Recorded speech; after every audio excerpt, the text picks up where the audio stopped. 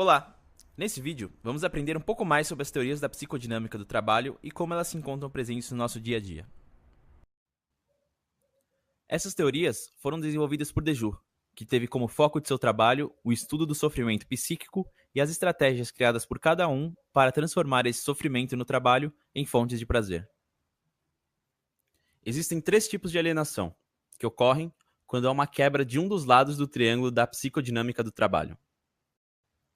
A alienação cultural ocorre quando há a quebra do trabalho e permanece a relação do eu com o outro, sem contato com o mundo real. Um exemplo disso pode ser os grandes esquemas de corrupção nas organizações. Já a alienação mental ocorre quando há a quebra do eu e permanece a relação do trabalho com o outro, um próprio eu. Alguns exemplos podem ser a loucura clássica, isolamento e psicose. Por fim, a alienação social ocorre quando há a quebra do outro e permanece a relação do eu com o trabalho. Ou seja, o indivíduo se aliena ao trabalho e a falta do reconhecimento pode levar a ansiedade, crise de identidade e paranoias. Encontramos um exemplo de alienação social no trabalho da padaria. Oi. Geralmente, quem tenta algum tipo de trabalho subalterno não é reconhecido pela sociedade.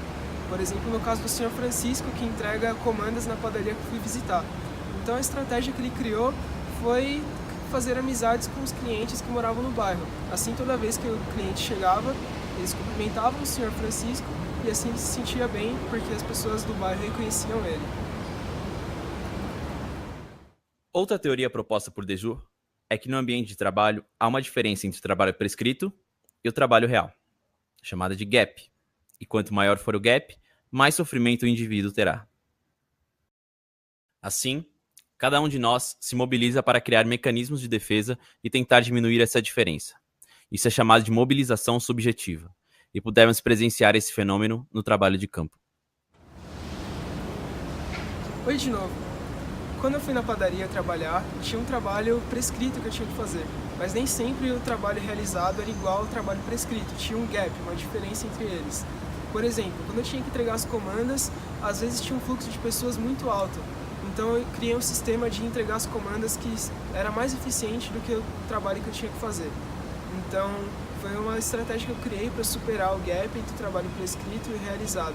E assim, conseguir entregar as comandas de um modo mais rápido para os clientes quando o fluxo de clientes estava maior. Um dos mecanismos de defesa mais frequentes nas organizações é o humor. Por meio de piadas, o indivíduo consegue superar condições de trabalho desagradáveis e transformar o sofrimento patológico em sofrimento criativo, diminuindo o estresse e a ansiedade. No trabalho de campo, também encontramos o humor como mecanismo de defesa. Quando as pessoas entravam na padaria e eu ia entregar a comanda, eu sempre falava um bom dia, mas nem sempre todo mundo respondia. Então, em vez de ficar triste ou chateado com as pessoas que me ignoravam, eu resolvi tirar sarro da cara delas. Esse foi um mecanismo de defesa, de humor que eu criei para superar o sofrimento que eu teria se eu ficasse triste com as pessoas que me ignoravam.